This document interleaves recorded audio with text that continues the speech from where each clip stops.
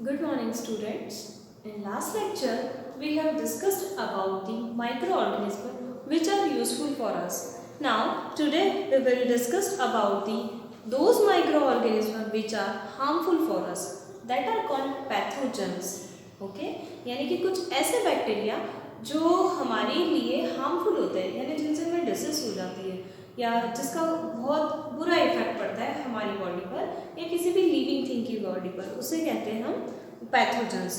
ठीक है, तो यहाँ पर माइक्रो ऑर्गेनिज्म वर्ड मैं यूज़ कर रही हूँ, लेकिन जहाँ भी मैंने पैथोजन वर्ड यूज़ किया दैट मीन्स वो माइक्रो ऑर्गेनिज्म जिसके कारण कोई हार्मफुल इफेक्ट पड़ता है।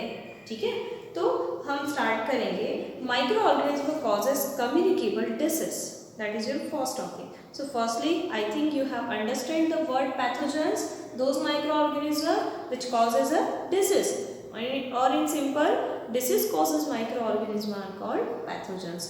Okay, now in human being, अब human being के अंदर भी जब किसी भी तरीके say that means through breathing, है ना, ब्रीदिंग प्रोसेस के थ्रू, जब एयर के थ्रू बैक्टीरिया या कोई भी माइक्रो ऑर्गेनिज्म हमारी बॉडी के अंदर चला जाता है, देन या तो आप कोई फूड ऐसा ले रहे हो जो जिसके अंदर बैक्टीरिया है और उसे आप एज अ गेन करते हो, और जब किसी वाटर से या कोई गंदा पानी पी लो उसके थ्रू बैक्टीरिया हमारी बॉडी में अंदर एंटर कर जाता है। बैक्टीरिया हो सकता है, फंगाई हो सकता है, माइक्रो ऑर्गेनिज्म का कोई भी टाइप हो सकता है। ठीक है, जब वो इस तरीके से हमारी बॉडी में एंटर कर जाता है तो जिसके कारण हमारी बॉडी किसी न किसी डिसीज से सफ़र करना शुरू कर देती है।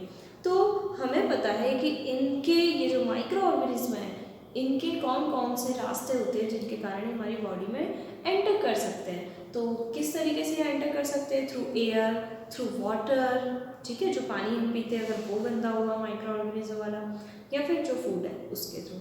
ठीक है, इसका एक और रीज़न है, अगर कोई इन्फेक्टेड पर्सन है तो कुछ डिसीजेस या कुछ माइक्रो ऑर्गेनिज्म ऐसे भी होते हैं जो डायरेक्ट छूने से फैलते हैं, जैसे कि आप कोरोना को भी देख सकते हो, जो कि एक वायरस है जो छूने से फैलता है।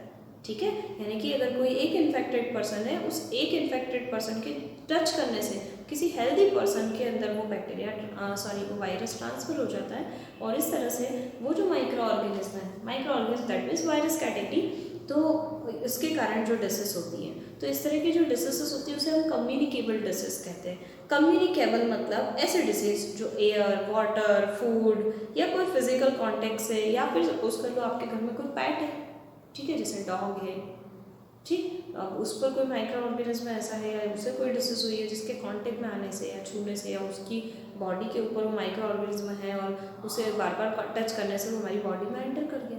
ठीक है, जिस तरह से बाय एनिमल या बाय इन्फेक्टेड पर्सन से अगर कोई माइक्रो ऑर्गेनिज्म आपकी बॉडी के अंदर एंटर कर जाता है और जिसके कारण हम ह्यूमन बीइंग कोई ना कोई डिसीज सफर करता है, उसे हम कहते हैं कम्युनिकेबल डिसीज। ठीक है, now there is a table given in your book.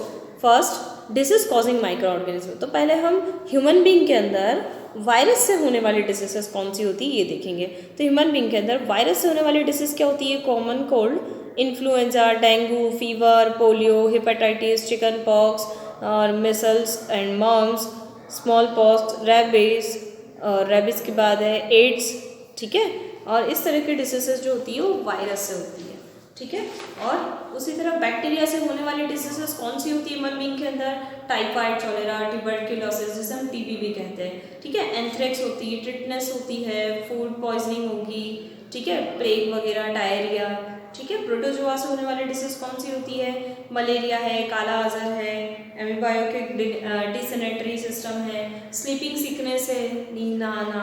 ठीक है, फंगाई से होने वाली कौन कौन सी होती है? रिंगवॉर्म। कभी कभी आपने देखा होगा ना स्किन पर, हमारी जनरली नेक साइड पर या कहीं भी पूरी स्किन पर आपने देखा होगा, उसे बोलते हैं दाग। ठीक है, मतलब एक रेशेस हो जाते हैं, रेड पोर्शन हो जाता है वो, और वहाँ लगातार हमें ईचिंग होती है ना, खुजली चलती रहती है, तो इस तरह की प्रॉब्लम हो जाती है जिसके कारण जलन भी होती है, जिसे हम कहते हैं रिंगवॉर्म। ठीक है, तो इस तरह की स्किन डिसीज भी हो जाती है जिसे जो कि फंगाई के कारण होती है। तो आपकी बुक में ये टेबल गिवन है जिसमें कौन सी डिसीज किसके थ्रू होती है। ठीक है, किसके अंदर? ह्यूमन बीइंग की बात करते हैं हम लोग। ठीक है, तो इसमें होने वाली कुछ डिसीजेस गिवन है। Now one by one discuss करेंगे। Through air we breathe. ठीक है, अब पहला रीजन क्या है डिसीजेस होने का? ये माइक्रो ऑर्गेनिज्म के हमारी बॉडी के अंदर एंटर होने का रीजन क्या है? थ्रू एयर वी ब्रीथ, यानी कि जिस एयर में हम ब्रीदिंग करते हैं, सपोज कर लो उस एयर के अंदर माइक्रो ऑर्गेनिज्म है, तो ब्रीदिंग करने से वो माइक्रो ऑर्गेनिज्म हमारी नोज के थ्रू हमारी बॉडी में एंटर कर जाते हैं। या सपोज कर लो कोई एक इन्फेक्टेड पर्सन है, ठीक है, उसे कॉमन कोल्ड और वो फीवर आ रहा है, कोल्ड हो गया है, सर्दी हो गई है, ठीक है, अब जैसे ही वो स्नीज करेगा, छींकेगा, तो उसकी नोज से जो छोटे छोटे पार्टिकल हैं, ठीक है, किसके, म्यूकस के, वो एयर के अंदर मॉइस्चर के फॉर्म में बाहर निकल जाएंगे। और जैसे ही कोई आसपास दूसरा पर्सन है, ठीक है, वो ब्रीदिंग प्रोसेस तो करता रहेगा, तो वो एयर जो मॉइस्चर था वो एयर के अंदर डिजॉल्व हुआ, उसकी नोज से कहाँ गया, एयर के अंदर आया और एयर के थ्रू दूसरे पर्सन की नोज में चला गया थ्रू ब्रीदिंग, ठीक है। तो ऑटोमेटिक वो जो डिसीज कॉजिंग माइक्रो ऑर्गेनिज्म थे जिससे उसे कोल्ड और कफ वगैरह हुआ था, वो हमारी बॉडी में भी एंटर कर जाएंगे जो उसके आसपास है, ठीक है। और जैसे ही उसकी बॉडी में एंटर कर जाएगा तो वो भी उस डिसीज से सफ़र करना शुरू कर देगा। इस तरह एयर के थ्रू डिसीजेस फैलती हैं, ठीक है। इसीलिए जब भी हम स्नीजिंग करते हैं, छींकते हैं, तो हमें हमारा खुद का हाथ ऐसे रखना चाहिए, क्या हमें ऐसे स्नीजिंग करनी चाहिए, या तो हम हैंकरचिप या हैंकी लेकर हम उसे हमारे माउथ के आगे रखना चाहिए। ऐसा करने से वो जो कोल्ड और कफ के जो माइक्रो ऑर्गेनिज्म हैं वो किसी और पर्सन तक नहीं जाएंगे थ्रू एयर, ठीक है। और through water we drink, second way कौन सा होता है, जो पानी आप पीते हो, आपने देखा होगा कई बार पानी खुला पड़ा है या कहीं पर जो वाटर सप्लाई हो रहा है वहाँ पर कहीं पॉन्ड या रिवर से जो वाटर आता है, वैसे तो वो लोग काफ़ी क्लीनिंग करके वाटर सप्लाई करते हैं, बट फिर भी वो कहीं सारी पाइपलाइन से गुजर कर आता है। तो इस केस में उनके अंदर माइक्रो ऑर्गेनिज्म जो डिसीज कॉजिंग माइक्रो ऑर्गेनिज्म है, पैथोजेंस, वो अंदर डिजॉल्व रहते हैं। तो उसे हम डायरेक्टली गेन कर लेंगे तो वो micro organism as a water हमारी बॉडी में एंटर कर जाते हैं, जिसके कारण कई सारे डिसीजेस होती है, जैसे डायरिया हो जाता है, लूज मोशन हो जाता है, ठीक है। तो इस तरह के डिसीजेस, टाइफाइड है, ये भी वाटर से होता है, गंदा पानी पीने से, हेपेटाइटिस ए है, पोलियो है, ठीक है, जॉइंटिस है, चॉलेरा है, ये सारी डिसीजेस होती है जो वाटर, ये जो वेस्ट वाटर होता है ना, जैसे माइक्रो ऑर्गेनिज्म वाला जो डिसीज कॉजिंग है, उस वाटर को पीने से होता है। तो इसलिए हमें एडवाइस दी जाती है हमेशा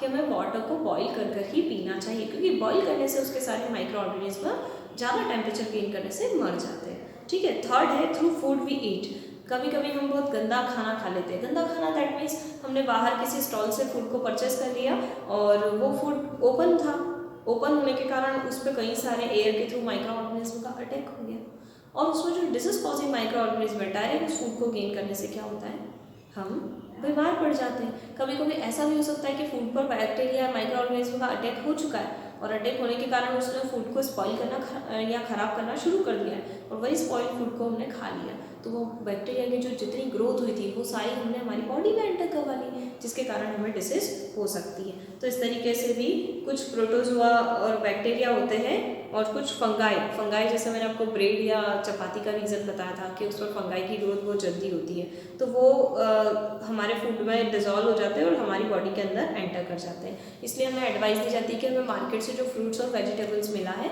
उसे परचेस करने के बाद उसे प्रॉपर वॉश कर खाना चाहिए, ठीक है, धोकर ही खाना चाहिए। कभी कभी इन्फेक्टेड पर्सन के हाथ लग जाते हैं, सपोज करो फ्रूट सेलर है, वेजिटेबल सेलर है, उसे कोल्ड कफ हुआ है, उसने स्नीजिंग कर ली और उसी हाथ से फ्रूट और वेजिटेबल को हाथ लगा दिया तो वो माइक्रो ऑर्गेनिज्म उसके ऊपर सरफेस पर आ चुके हैं, ठीक है। इसलिए फ्रूट्स वेजिटेबल को भी हमें धोकर खाना चाहिए। थ्रू इंसेक्ट्स एंड एनिमल, कुछ डिसीजेस ऐसी भी होती है जो इंसेक्ट यानी छोटे छोटे कीड़े मकोड़े इनके थ्रू फैलती हो, जैसे कि हाउस फ्लाई, मॉस्किटो, ठीक है, इनके थ्रू या किसी एनिमल के थ्रू हमें इन्फेक्टेड कर देती है, ठीक है।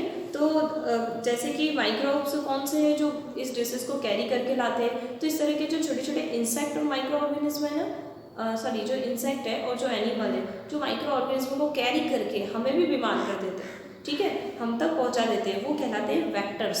ये टर्म याद रखिएगा, उसे हम कहेंगे वेक्टर्स। और वेक्टर्स क्या होते हैं, जो डिसीज कैरी होते हैं, यानी कि जो एक जगह, जो गंदी जगह पर माइक्रो ऑर्गेनिज्म थे, डिसीज कॉजिंग माइक्रो ऑर्गेनिज्म, उसको वहाँ से खुद की बॉडी पर चिपका कर ले आते हैं और हमारी बॉडी पर आकर उसे छोड़ देते हैं, जिसके कारण हम भी बीमार पड़ जाते हैं। जिसका पहला एग्जाम्पल है हाउस फ्लाई, ठीक है। अब देखो हाउस फ्लाई है मक्खी, आपने देखा होगा हाउस फ्लाई के जो पैर होते हैं वहाँ पर छोटे छोटे छोटे हेयर्स पाए जाते हैं और उसका माउथ भी वो लगातार रब करती रहती है जिस पे फूड पर जाती है।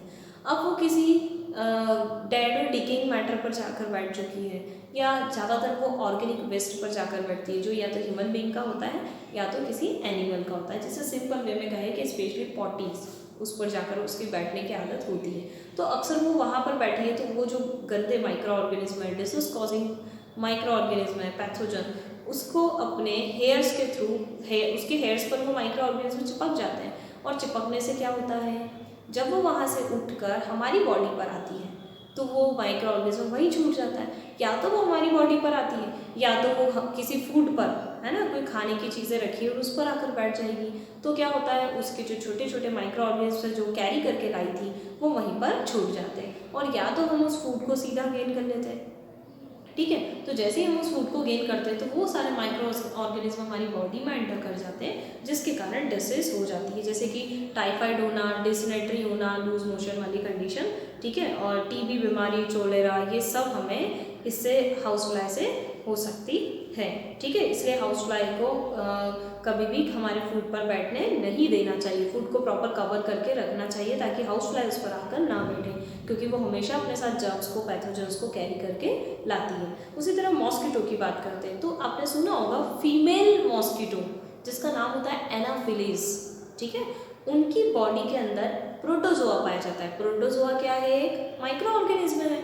तो उनकी बॉडी पर जो प्रोटोजोआ, बॉडी के अंदर प्रोटोजोआ होता है, जब वो फीमेल एनाफिलीज मॉस्किटो जैसे हमारी बॉडी पर आती है और जैसे बाइट करती है, तो बाइट करते समय आपने देखा होगा एक निडल जैसी स्ट्रक्चर होती है, वो हमारी बॉडी के अंदर एंटर करवा देती है और हमारे ब्लड को सक करना शुरू कर देती है। ठीक है, इस तरह से इनकी बाइटिंग होती है। तो जब ये ब्लड को सक करती है उस समय इसकी बॉडी से, किसकी, फीमेल एनाफिलीज मॉस्किटो की बॉडी के अंदर जो प्रोटोजोआ था उसको वो protozoa, that means micro organism, उसको वो हमारी बॉडी के अंदर जिस पर्सन को बाइट कर रही है ना उस बॉडी, उसकी निडल के थ्रू वो प्रोटोजोआ उसकी बॉडी के अंदर एंटर कर जाता है, यानी कि ब्लड में डिजोल्व हो जाता है।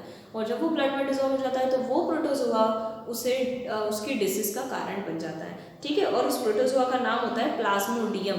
ठीक है, ये याद रखिएगा, कौन सा प्रोटोजोआ छोड़ती है एनाफिलीज मॉस्किटो, प्लाज्मोडियम प्रोटोजोआ को किसी भी पर्सन की बॉडी के अंदर एंटर करवा देती है। ठीक है, और उसके कारण डेंगू नाम की बीमारी, मलेरिया, डेंगू आपने सुना होगा, इस तरह की बीमारी होती है। इसलिए हमें मॉस्किटो को इकट्ठा नहीं होने देना चाहिए। और मॉस्किटो के कलेक्ट होने का रीज़न क्या होता है, कहीं भी रुका हुआ पानी जिसको बोलते हैं कंटामिनेटेड वाटर, अगर आपके आसपास किसी टायर्स ट्यूब होते हैं उसके अंदर पानी भरा है या फिर कहीं टंकी कोई खुली छुड़ी है, वाटर टैंक और खुला पड़ा है तो उसमें पानी है, किसी खाली पॉट के अंदर पानी भरा हुआ है, बारिश के कारण अक्सर पानी भर जाता है जिसे हम खाली करना भूल जाते हैं, तो वहाँ पर मॉस्किटो अपने छोटे छोटे अंडे देना शुरू कर देती है। मॉस्किटो ब्रीडिंग कहाँ करती है, ब्रीडिंग मतलब अंडे देना कहाँ पर करती है, वाटर की सरफेस पर। तो इसलिए हमें आसपास कहीं भी वाटर कलेक्ट हो ये कंडीशन क्रिएट नहीं करना चाहिए, क्योंकि जब वो उस पर एग देगी तो मॉस्किटो की ग्रोथ बढ़ेगी और ग्रोथ बढ़ने से डिसीज बढ़ेगी।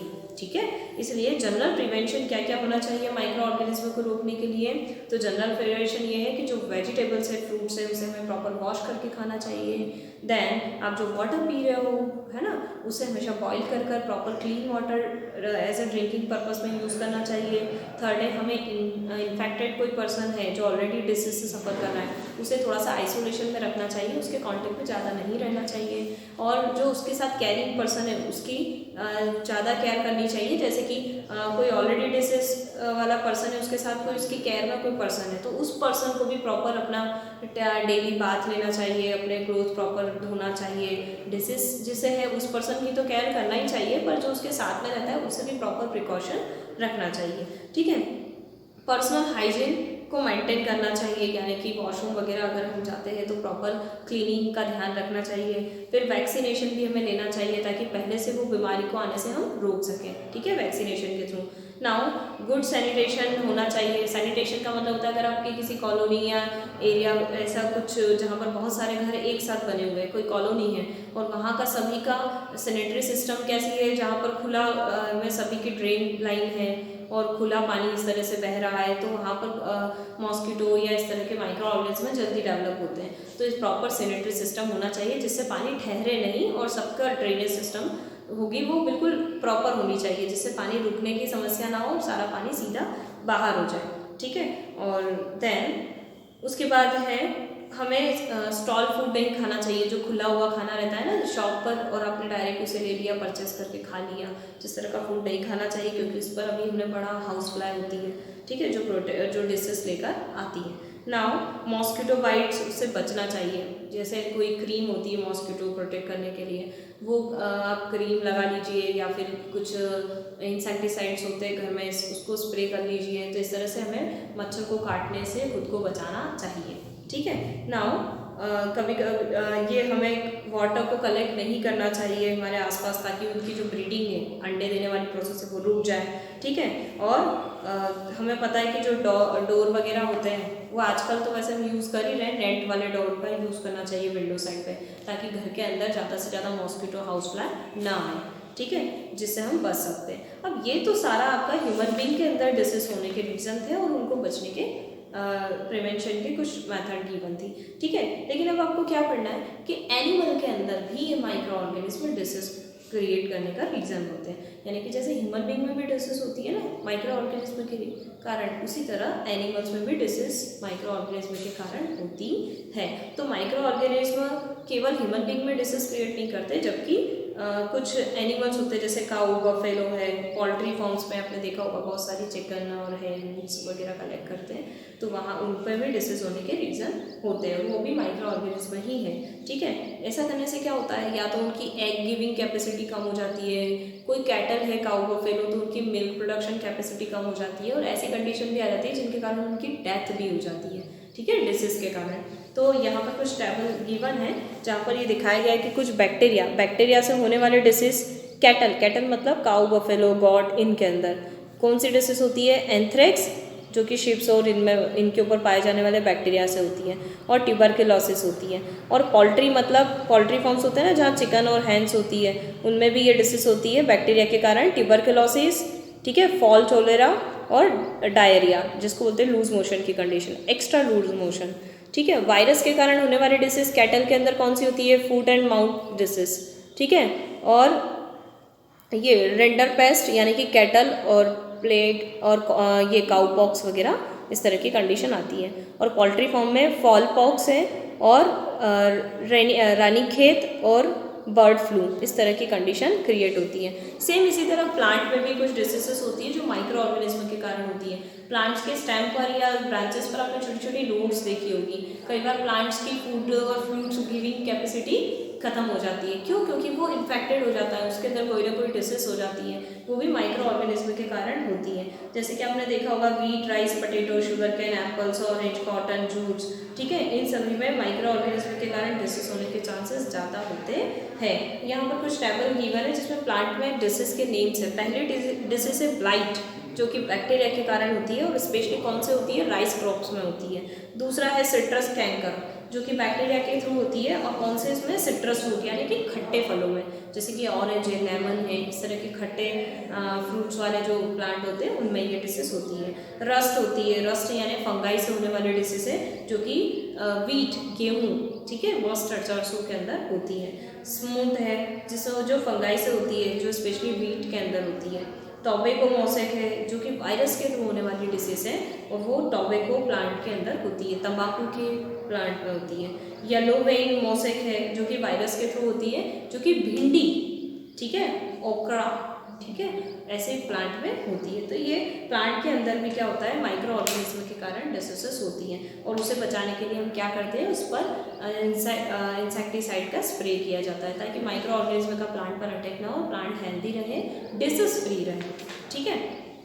अब हमने सुना है कि कुछ माइक्रो ऑर्गेनिज्म के कारण फूड स्पॉइल हो जाता है, ठीक है, खराब हो जाता है। तो देखा होगा हमने कि जब हमारे घर पे कोई फूड खुला रखा हुआ है, जैसे फ्रूट्स है, वेजिटेबल्स हैं, तो ऑटोमेटिकली उस पर बैक्टीरिया का अटैक होता है। अब बैक्टीरिया जब अटैक करते हैं तो उस फूड को वो खाते हैं, डिकम्पोज करते हैं और वेस्ट के फॉर्म में खुद की बॉडी से वेस्ट के फॉर्म में एसिड या कुछ दूसरे पॉइजनस सब्सटेंस सिक्रेट करते रहते हैं। जब वो पॉइजनस सब्सटेंस बैक्टीरिया की ग्रोथ बढ़ती जाती है और जितने ज़्यादा बैक्टीरिया की ग्रोथ बढ़ेगी उतने ही ज़्यादा बैक्टीरिया अपना वेस्ट सिक्रेट करेंगे। अब वो जो अपना वेस्ट उस फूड प्रोडक्ट पे सिक्रेट करते जाते हैं, ठीक है, रिलीज करते जाते हैं और वो वेस्ट कलेक्ट होता जाता है और वो वेस्ट एक पॉइजनस सब्सटेंस की तरह होता है जो पूरे फूड को पॉइजन की तरह बना देता है।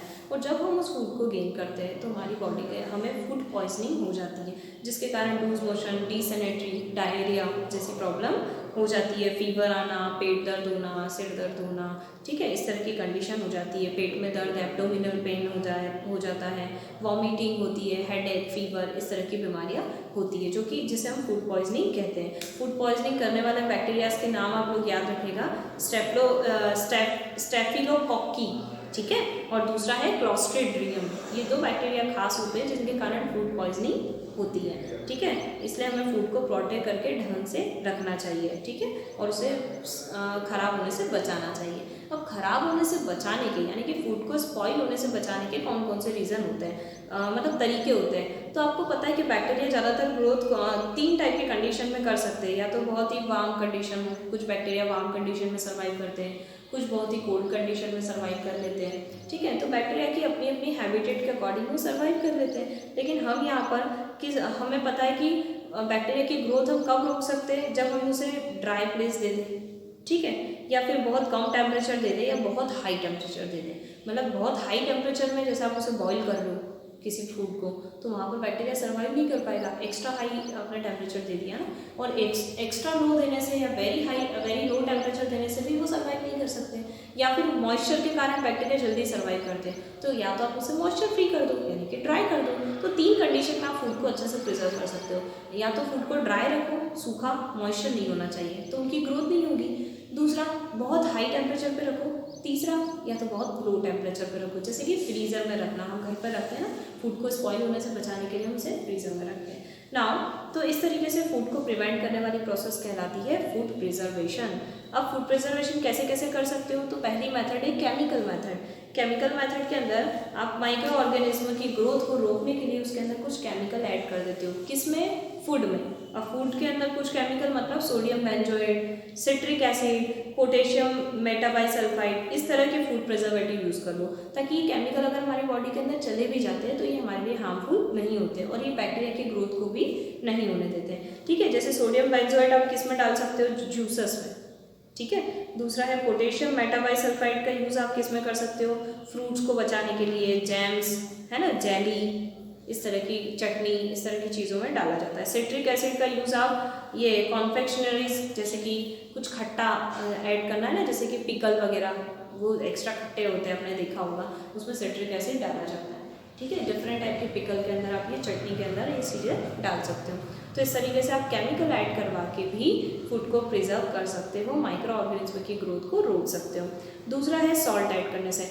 जो मीट और ये फिश, इस तरह के जो प्रोडक्ट होते हैं जिस पे जल्दी माइक्रो ऑर्गेनिज्म का अटैक होता है, उनको अगर हम सॉल्ट में उनके उस पर सॉल्ट मिक्स करके रखते हैं ऐसे मीट्स को, फिश को, तो उसमें से माइक्रो ऑर्गेनिज्म की ग्रोथ रुक जाती है, ठीक है। और वो सॉल्ट उसको प्रोटेक्ट करके रखता है, एक लेयर बन जाती है ना, सॉल्ट धीरे धीरे पिघल जाएगा, मॉइस्चर क्रिएट कर देगा, तो उसके कारण माइक्रो ऑर्गेनिज्म का अटैक उस पर नहीं हो पाता, ठीक है। तो सॉल्ट के थ्रू भी आप रोक सकते हो।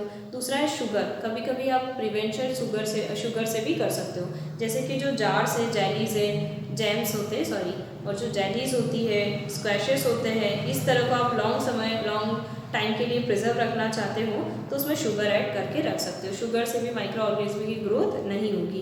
प्रिवेंशन बाय ऑयल और विनेगर। कुछ फूड्स ऐसे होते हैं जिनके अंदर आप ऑयल ऐड करके रखो, यानी अगर आप उसे खुला एटमॉस्फेयर में रखोगे तो एयर के कांटेक्ट में उसमें माइक्रो ऑर्गेनिज्म का अटैक हो जाता है। तो ऑयल वगैरह फील करने से क्या होता है, वो जो जैसे कि पिकल है, पिकल के अंदर आपने देखा होगा सरसों का तेल होता है, तो इस तरीके से उसे कवर अप करके रखते हैं। जब तक वो ऑयल की लेयर पूरी तरह से उसको अंदर डुबाए रखती है पिकल को, तब तक बाहर से माइक्रो ऑर्गेनिज्म का अटैक नहीं होता, ठीक है। इस तरह से आप माइक्रो ऑर्गेनिज्म के अटैक को रोक सकते हो ऑयल और विनेगर ऐड करने से। विनेगर भी खट्टा होता है तो आप उसको फूड प्रिजर्वेशन में यूज़ कर सकते हो।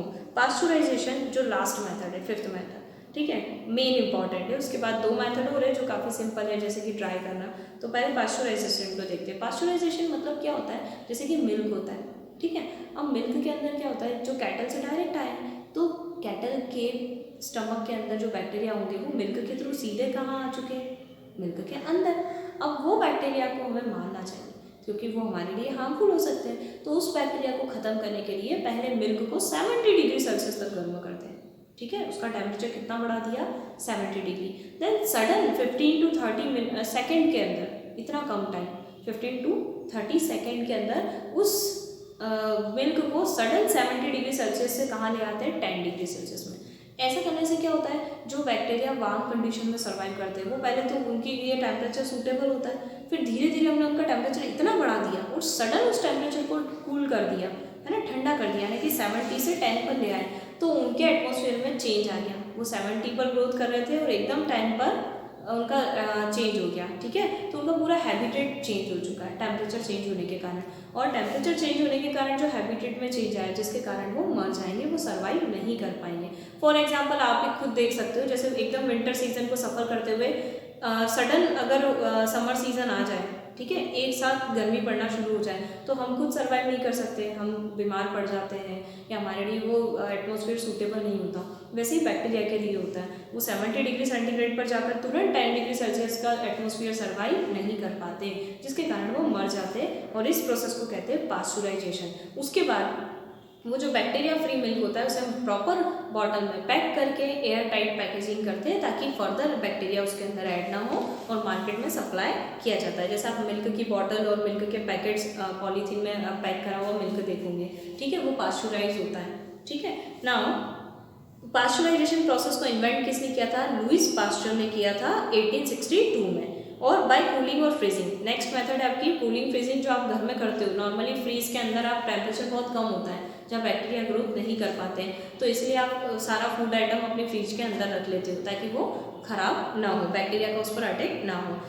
लास्ट मेथड है डिहाइड्रेशन। आपने देखा होगा मॉइस्चर में क्या होता है, फूड के अंदर माइक्रो ऑर्गेनिज्म जल्दी ग्रो करते हैं, तो मॉइस्चर से बचाने के लिए, जैसे कि दाल है, ठीक है, राइस है, व्हीट है, फ्लोर है, आटा है, इन सबको अगर आपने मॉइस्चर में रखा तो इसका माइक्रो ऑर्गेनिज्म का अटैक जल्दी होगा, उनकी ग्रोथ जल्दी होती है। इसलिए आप इन सबको धूप में सुखा लेते हो। जब इनको प्रॉपर फील करते हो ना, या किसी कंटेनर में डालने से पहले इनको प्रॉपर धूप के अंदर सुखा लेते हो। ऐसा क्यों, क्योंकि इनके अंदर जो कुछ मॉइस्चर की ड्रॉप्स होगी वो इवापरेट हो जाती है, ताकि बैक्टीरिया इन पर अटैक ना करें। तो इस तरीके से डिहाइड्रेशन का मतलब होता है किसी भी सब्सटेंस से वाटर को हटा देना, तो आप उससे मॉइस्चर फ्री कर देते हो। हम वेजिटेबल्स का यूज़ कर सकते हैं, जैसे कॉलीफ्लावर है, स्पिनच यानी पालक के पत्ते, मेथी के पत्ते कुछ लोग सुखा कर रखते हैं, धनिया होता है वो सुखा कर रखा जाता है। क्यों रखा जाता है, क्योंकि इसको सुखा कर रखने से ये स्पॉइल नहीं होता, ख़राब नहीं होता।